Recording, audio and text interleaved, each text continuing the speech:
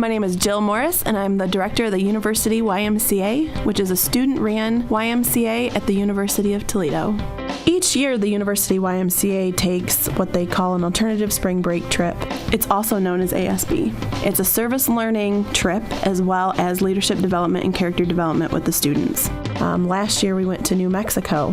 While we were there, it was a trip full of stepping outside of your box and challenging yourself to move forward. I had one student, and this individual was not a member of the University YMCA prior to this alternative spring break trip, that this was his first big trip away from home. He had signed up for the trip because his friends were going to the trip. Once we got done with the selection for jobs for the next day, he found that he was going to be separated from his friends. Prior to him approaching me with these uneasy feelings, he came across as being a very confident individual.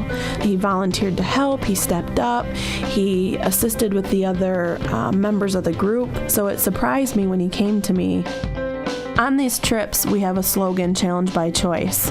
I didn't want to put him in an uncomfortable situation, but I challenged him to the next day, try and step outside of his box and go with the other group that he was unfamiliar with. He thought about it.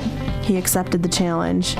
Later that day, I traveled just to kind of check in and see how he was doing, and I found him driving, actually, a beat-up pickup truck, picking up trash, doing yard work, with a bandana around his head, laughing with other individuals from another school that was there at the same site, and it was quite clear that he was having a good time.